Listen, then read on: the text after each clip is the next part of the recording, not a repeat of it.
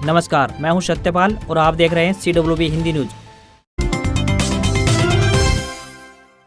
CM Khattar ने हरियाणा वासियों को दी 2000 करोड़ रुपए की सौगात। मुख्यमंत्री ने हरियाणा वासियों को बड़ी सौगात दी है। मुख्यमंत्री मनोहर लाल ने राज्य को 2000 करोड़ रुपए से अधिक की परियोजनाओं का उपहार दिया है। मंगलसेन सभागार करनाल से 96 परियोजनाओं का उद्घाटन और 72 से अधिक परियोजनाओं का शिलान्यास किया, जिसमें करनाल की करीब 343 करोड़ रुपए की 16 विकास परियोजनाओं को शामिल किया गया है। शिलान्यास के दौरान हरियाणा में रिश्वत लेने वालों पर शिकंजा, निर्माण कार्यों के लिए इंजीनियरिंग वर्क्स पोर्टल का निर्माण जल्द करने के भी आदेश दिए हैं। मुख्यमंत्री ने राज्य की जनता से भी इसमें सहयोग करने का आह्वान किया है और कहा है कि हम ऐसी व्यवस्था विकसित करेंगे जिसमें जनता एक ही पोर्टल पर परियोजनाओं की गुणवत्ता, भ्रष्टाचार, मिलावट या फिर घटिया की जानकारी दे देंगी। उस सूचना की प्रारंभिक जांच की जाएगी और यदि कोई दोषी पाया जाता है तो सरकार के नियमानुसार सख्त कार्रवाई की जाएगी। यदि आवश्यक हुआ तो उस परियोजना का पुनर्निर्माण भी किया जाएगा। कुलदीप बिश्नोई बोले, प्रदेश में कांग्रेस पिता पुत्र के हाथों की कठपुतली बनकर रह गई। वरिष्ठ भाजपा नेता कुलदीप बिश्नोई ने कहा है कि प्रदेश में कांग्रेस पिता पुत्र के हाथों की कठपुतली बनकर रह गई है और हर दिन स्वाभिमानी नेताओं का कांग्रेस में अपमान हो रहा है। आगामी आदमपुर उपचुनाव में सूबे में कांग्रेस की पूरी तरह से सफाई की शुरुआत होगी और भारतीय जनता पार्टी प्रचंड बहुमत के साथ जीत हासिल करके प्रदेश में तीसरी बार सरकार बनाने की नींव रखेगी। कुलदीप रविवार को आदमपुर हलके के विभिन्न गाँव में अनेक कार्यक्रमों में शिरकत करने के दौरान लोगों से बातचीत कर रहे थे। कुलदीप बिश्नोई ने कहा कि मुख्यमंत्री मनोहर लाल का हरियाणा के चौमुखी विकास पर फोकस है और हर दिन वे किसी न किसी क्षेत्र में करोड़ों रुपए की विकास परियोजनाएं शुरू कर रहे हैं। केंद्रीय मंत्री भूपेंद्र यादव अहिरवाल की राजनीति पर पहली बार खुलकर बोले, सुधा यादव आगे बढ़ो, हम तुम्हारे साथ हैं। अहिरवाल की राजनीति में रविवार का दिन काफी महत्वपूर्ण रहा। भाजपा संसदीय बोर्ड की सदस्य बनाए जाने के बाद अपने गांव में आयोजित समारोह में डॉक्टर सुधा यादव का ग्रामीणों की ओर से जोरदार स्वागत किया गया। इस मौके पर बिना पूर्व निर्धारित कार्यक्रम में केंद्रीय मंत्री भूपेंद्र यादव का पहुंचना बड़े राजनीतिक मायने रखता है। वह भी न सिर्फ कार्यक्रम में शामिल हुए बल्कि अहिरवाल की राजनीति को लेकर उन्होंने डॉक्टर सुधा यादव को बड़ी बहन मानते हुए उनके नेतृत्व में काम करने की घोषणा की। मंच पर बोलते हुए भूपेंद्र सिंह यादव ने बिना किसी का नाम लिए यह संकेत दिए कि अहिरवाल भाजपा में डॉक्टर सुधा यादव के नेतृत्व को मजबूती प्रदान की जाएगी। भूपेंद्र यादव यहां पर यह भी बताना नहीं भूले कि महेंद्रगढ़ से लौटते समय वे नारनौल और मनेठी में भी भाजपा कार्यकर्ता से मिलकर आए हैं। उन्होंने कहा कि सुधा यादव को राजनीति में बड़े मुकाम तक पहुंचाने के लिए वे छोटे भाई की तरह हमेशा उनका साथ देंगे। राधाअष्टमी पर नूंह जिला को मिली सौगात, मुख्यमंत्री मनोहर लाल ने किया योजनाओं का लोकार्पण। आजादी के अमृत महोत्सव की श्रृंखला में हरियाणा के मुख्यमंत्री मनोहर लाल ने रविवार को राधाअष्टमी के पावन अवसर पर नूंह जिला को 1806.84 लाख रुपए की विकासात्मक योजनाओं की मनोहर सौगात दी है। मुख्यमंत्री ने करनाल से वर्चुअल माध्यम से जुड़कर हरियाणा के परिवहन, खान एवं भू विज्ञान मंत्री की मौजूदगी में नूंह जिला की 5 योजनाओं का उद्घाटन किया व एक योजना का शिलान्यास भी किया। गौरतलब है कि प्रदेश में मुख्यमंत्री द्वारा वर्चुअल रूप से करीब 2000 करोड़ रुपए से अधिक की करीब 170 परियोजनाओं का उद्घाटन व शिलान्यास कर प्रदेश की जनता को विकास योजनाएं समर्पित की।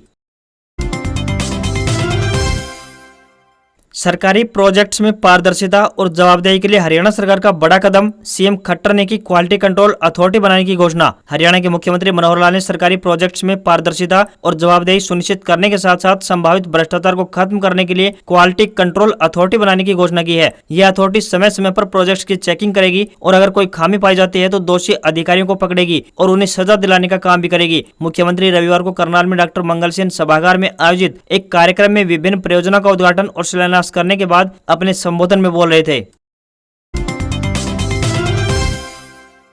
सोनाली फोगाट मर्डर केस, रोहतक पहुंची गोवा पुलिस की टीम, सुधीर सांगवान के घर जाकर की जांच और रिकॉर्ड खंगाला। भाजपा नेत्री सोनाली फोगाट हत्याकांड मामले में गोवा पुलिस की एक टीम रविवार को रोहतक पहुंची। टीम ने सेक्टर 34 सनसिटी में मुख्य आरोपित पीए सुधीर सांगवान के घर पर परिवार के लोगों से पूछताछ की। करीब 1 घंटे बाद टीम रवाना हो गई। टीम में एक महिला अधिकारी भी शामिल रही। कार्रवाई के दौरान गोवा पुलिस की टीम ने मीडिया से दूरी बनाए रखी। रविवार सुबह करीब 10 बजे गोवा पुलिस की टीम अर्बन स्टेट थाने पहुंची। वहां पर अपनी गाड़ी छोड़ने के बाद रोहतक पुलिस की गाड़ी में टीम के अधिकारी सेक्टर 34 में सांगवान के घर पहुंचे। टीम ने सांगवान के घर का दरवाजा खुलवाकर परिवार के सदस्यों से पूछताछ की। इस दौरान सुधीर के पिता, उनकी पत्नी और बच्चे मौके पर मौजूद रहे। पुलिस ने परिवार के सदस्यों से सुधीर को लेकर बातचीत की। करीब 1 घंटे तक सुधीर का रिकॉर्ड खंगालने के बाद टीम गुरुग्राम के लिए रवाना हो गई। आपको यहाँ पर बताते चले कि सोनाली की प्रॉपर्टी तथा बैंक खातों को लेन देन की डिटेल जुटाकर गोवा पुलिस सोनाली हत्याकांड की कड़ियों को जोड़ने में लगी हुई है।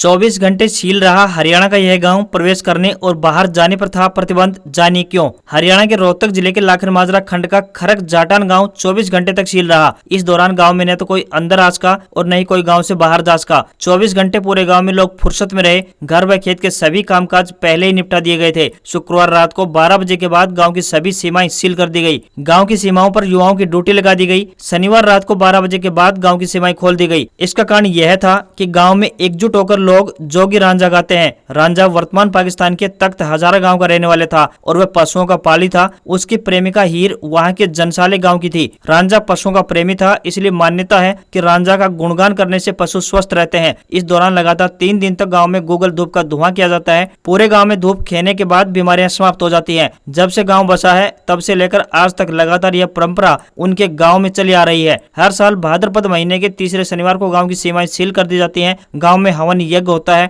गांव में किसी के घर चूल्हा नहीं जलाया जाता। पहले दिन ही तैयार किए गए मीठे पकवान ही ग्रामीण इस दिन खाते हैं। पूरा गांव एक जगह पर एकत्रित होता है जहां पर धुआं लगाया जाता है। भाजपा की गुटबाजी पर एमएलए लक्ष्मण सिंह का बड़ा बयान। कहा, मुस्लिम लीग से नहीं आई है डॉक्टर सुधा यादव। कोसली के विधायक लक्ष्मण सिंह यादव ने अहिरवाल भाजपा में किसी तरह की गुटबाजी से स्पष्ट इनकार कर दिया है। खास तौर पर खुद को किसी खेमे से जुटा हुआ होने से मना करते हुए कहा कि उनका खेमा सिर्फ भाजपा है। वह दशकों से भाजपा के सच्चे सिपाही के रूप में कार्य कर रहे हैं। गत दिनों उनकी ओर से डॉक्टर सुधा यादव को उनके निवास पर जाकर गुलदस्ता भेंट करने के सवाल पर उन्होंने स्पष्ट किया कि डॉक्टर सुधा यादव मुस्लिम लीग से नहीं आई है, वह पार्टी की पुरानी कार्यकर्ता है। उनका सम्मान करने मात्र से उन्हें किसी खेमे से जोड़ना पूरी तरह से गलत है। एक सवाल के जवाब में लक्ष्मण सिंह ने कहा कि उनके लिए राव इंद्रजीत सिंह, डॉक्टर सुधा यादव व भूपेंद्र यादव सभी का नेतृत्व स्वीकार्य है। वे तीनों को ही अपना नेता मानते हैं। सभी लोग भाजपा के लिए कार्य कर रहे हैं। सूक्ष्म, लघु और मध्यम उद्यम यानी एमएसएमई मंत्रालय भारत सरकार तथा ऑफसेट प्रिंटर्स एसोसिएशन के सहयोग से दीनबंधु छोटूराम विज्ञान और प्रौद्योगिकी विश्वविद्यालय मुरथल में मुद्रित इलेक्ट्रॉनिक्स और स्मार्ट पैकेजिंग विषय पर आयोजित अंतर्राष्ट्रीय सम्मेलन का मुख्य अतिथि के रूप में शुभारंभ करते हुए हरियाणा के राज्यपाल बंडारू दत्तात्रेय ने हर प्रकार के क्षेत्र व सभी कार्यों में गुणवत्ता लाने पर बल दिया। उन्होंने कहा कि देश को इलेक्ट्रॉनिक्स व प्रौद्योगिकी क्षेत्र में गुणवत्ता स्थापित करते हुए देश को आत्मनिर्भर बनाने की दिशा में कदम बढ़ाएं। अंतर्राष्ट्रीय सम्मेलन में भारत सहित कुल 7 देशों ने भाग लिया, जिनमें बांग्लादेश, भूटान, श्रीलंका, नेपाल, इंडोनेशिया तथा ग्रीस शामिल हैं। देश विदेश के प्रतिभागियों को संबोधित करते हुए राज्यपाल बंडारू दत्तात्रेय ने कहा कि देश व दुनिया में मुद्रित इलेक्ट्रॉनिक्स और स्मार्ट पैकेजिंग का व्यापार लगातार तेजी से आगे बढ़ रहा है, क्योंकि आज के समय में हर व्यक्ति कहीं न कहीं से साथ जुड़ा हुआ है और वो उसी चीज का ज्यादा अहमियत देता है जिसकी गुणवत्ता सबसे अच्छी हो। माजरा एम्स का जल्द शिलान्यास कराने को तैयार सरकार। शेष जमीन की रजिस्ट्री के लिए नहीं रहेगा इंतजार। प्रदेश के सहकारिता मंत्री डॉक्टर बनवारी लाल ने कहा है कि माजरा में एम्स का शिलान्यास कराने के लिए उनकी सीएम से बात हो चुकी है। सीएम ने अभी तक सरकार के नाम हो चुकी जमीन से ही शिलान्यास कराने की प्रक्रिया आगे बढ़ाने की बात कही है। बची हुई जमीन की रजिस्ट्रियां बाद में होती रहेंगी। डॉक्टर बनवारी लाल रविवार को जिला सचिवालय में पत्रकारों से बातचीत कर रहे थे। उन्होंने बताया कि एम्स के लिए जमीन सरकार के नाम कराने की प्रक्रिया का थोड़ा सा हिस्सा शेष है। लगभग 20 एकड़ जमीन के मालिक नाबालिग और बाहर रहने वाले लोग हैं, लेकिन शिलान्यास के रास्ते में यह बाधा नहीं बनेगी। भाजपा संसदीय बोर्ड की सदस्य डॉक्टर सुधा यादव का छल का दर्द। कहा, जब चुनाव लड़ने के लिए तैयार नहीं थी तो चुनाव लड़वाया गया। 2 लोकसभा चुनाव में पार्टी के टिकट से वंचित रहने के बाद चुनाव नहीं लड़ पाई पूर्व सांसद डॉक्टर सुधा यादव का रविवार को भाजपा जिला कार्यालय में दर्द छलकता साफ दिखाई दिया। पत्रकारों से बातचीत में उन्होंने इस दर्द को बयां करते हुए कहा कि जिस समय वह चुनाव लड़ने के लिए तैयार नहीं थी उस समय पार्टी ने उन्हें चुनाव लड़वा दिया। जब चुनाव लड़ने के लिए पूरी तरह से तैयार थी तो उन्हें वंचित रख दिया गया। वह न तो इन बातों को लेकर कभी उत्साहित हुई और न कभी निराश। केंद्रीय संगठन में 2 बड़ी जिम्मेदारियां मिलने के बाद पहली बार अपने गांव जाते समय भाजपा कार्यालय में डॉक्टर सुधा यादव ने खुलकर बातचीत की। उन्होंने कहा कि पीएम मोदी, भाजपा अध्यक्ष जेपी नड्डा और गृह मंत्री अमित शाह देश की सेवा करने के लिए इस इलाके को बड़ी जिम्मेदारी सौंपी है। वह इस जिम्मेदारी का पूरी निष्ठा और ईमानदारी से निभाने का प्रयास करेंगी। अनाज मंडियों में पहुंचने लगा बाजरा। सरकारी खरीद को लेकर अभी तक कोई दिशा निर्देश नहीं आए। जिले में बाजरे की सरकारी खरीद को लेकर जींद, उचाना, सफेदो व जुलाना मंडी को निर्धारित किया गया है। हालांकि बाजरे की सरकारी खरीद को लेकर कोई दिशा निर्देश नहीं आए हैं। एक आध बाजरे की ढेरी मंडी में पहुंच रही है। 2000 रुपए प्रति क्विंटल तक बाजरे के भाव मिल रहे हैं। बाजरे का समर्थन मूल्य 2350 रुपए प्रति क्विंटल है। पिछले साल सरकार ने बाजरा नहीं खरीदा था और मार्केट में कम रेट होने पर भावांतर योजना के तहत 600 रुपए प्रति क्विंटल किसानों को दिए गए थे। इस बार भी सरकार बाजरे की खरीद चलेगी या नहीं, इस पर फैसला होना बाकी है। लेकिन फिलहाल मार्केट में बाजरे का भाव 2000 रुपए से ऊपर चल रहा है। आने वाले दिनों में बाजरे के भाव में और बढ़ोतरी हो सकती है, क्योंकि पिछले साल के मुकाबले इस बार बाजरे का रकबा कम है। गेहूं का समर्थन मूल्य 2015 रुपए प्रति क्विंटल है, जबकि मंडियों व मार्केट में गेहूं 2050 रुपए प्रति क्विंटल बिक रहा है। उसके बाद गेहूं के भाव 2250 पहुंच गए। आटा चक्की पर उपभोक्ताओं को गेहूं 2400 रुपए प्रति क्विंटल मिल रहा है। गेहूं के भाव बढ़ने के चलते ही इस बार बाजरे के भाव में भी बढ़ोतरी होने की उम्मीद है।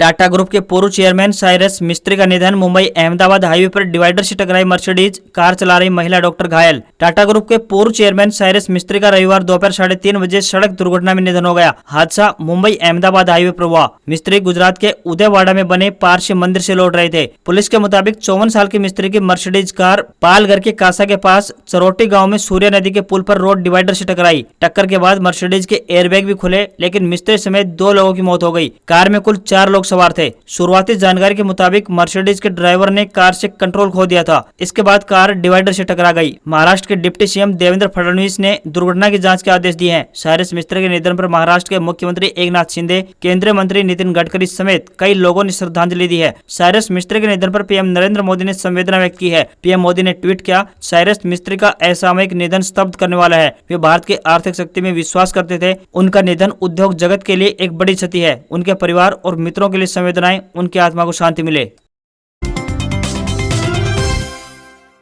देश में बढ़ती महंगाई के खिलाफ कांग्रेस ने दिल्ली के रामलीला मैदान में हल्ला बोल रैली की। इसमें राहुल ने कहा कि देश में मीडिया, प्रेस और इंस्टीट्यूशन सरकार के दबाव में है। ऐसे में हमारे पास जनता के बीच जाकर सच बताने के अलावा कोई रास्ता नहीं है। राहुल ने कहा कि देश के 10 से 15 अमीर लोग जो सपना चाहें देख सकते हैं। गरीबों के साथ ऐसा नहीं है, लेकिन यह देश उद्योगपतियों का नहीं, गरीबों का है। राहुल गांधी ने कहा कि नफरत डर का एक रूप है। जिसको डर होता है उसी के दिल में नफरत पैदा होती है। हिंदुस्तान में डर बढ़ता जा रहा है। भविष्य का डर, महंगाई का डर, बेरोजगारी का डर बढ़ता जा रहा है। इसके कारण हिंदुस्तान में नफरत बढ़ती जा रही है। उन्होंने कहा कि नफरत से लोग बढ़ते हैं, देश बढ़ता है और कमजोर होता है, और इसका फायदा पूरे हिंदुस्तान के 2 उद्योगपति उठा रहे हैं। किसानों ने नरेंद्र मोदी जी को अपनी शक्ति दिखा दी। मोदी जी को जब किसानों की शक्ति दिखी तो उन्होंने कानून रद्द कर दिया। रैली में राहुल ईडी की पूछताछ पर भी बोले। राहुल ने कहा कि 55 घंटे मुझे ईडी में बैठा कर रखा। एक बात समझाना चाहता हूँ मोदी जी को, मैं आपकी ईडी से नहीं डरता, मुझे फर्क नहीं पड़ता। आप 55 घंटे करो, 500 घंटे करो या 5 साल करो, मुझे फर्क नहीं पड़ता। संविधान देश की आत्मा है और आज इसको बचाने का काम हर हिंदुस्तानी नागरिक को करना पड़ेगा। अगर हमने यह नहीं किया, आज नहीं खड़े हुए, तो फिर यह देश नहीं बचेगा। ये देश संविधान है, ये जनता की आवाज है, ये देश जनता का भविष्य है। 8 साल बाद एशिया कप में पाकिस्तान से हारा भारत। सुपर 4 के पहले मुकाबले में 5 विकेट से जीता पाकिस्तान। आसिफ अली का कैच छोड़ना टीम इंडिया को पड़ा भारी। पाकिस्तान ने एशिया कप के सुपर 4 मुकाबले में बेहद रोमांचक संघर्ष के बाद टीम इंडिया को 5 विकेट से हरा दिया। भारत ने टॉस हारकर पहले बल्लेबाजी करते हुए 20 ओवर में 7 विकेट खोकर 181 रन बनाए। विराट कोहली ने 60 रन की पारी खेली। जवाब में पाकिस्तान ने 19.5 ओवर में 5 विकेट खोकर टारगेट हासिल कर लिया। मोहम्मद रिजवान ने 71 रनों की बेहतरीन पारी खेली। वहीं मोहम्मद नवाज ने 20 गेंद पर 42 रन बना लिए। उन्हें प्लेयर ऑफ द मैच चुना गया। अर्शदीप सिंह ने मैच में रवि बिश्नोई की गेंद पर 17.3 ओवर में आसिफ अली का आसान कैच छोड़ दिया। उस समय आसिफ अली खाता नहीं खोल पाए थे, बस यहीं से मैच बदल गया। उन्होंने इसके बाद 8 गेंद में 16 रन बना दिए। एशिया कप में भारत 8 साल के बाद पाकिस्तान के खिलाफ कोई मुकाबला हारा है। इससे पहले साल 2014 के एशिया कप में पाकिस्तान ने भारत को 1 विकेट से हराया था। आज खबरों में बस इतना ही। देखते रहिए CWB हिंदी न्यूज। नमस्कार।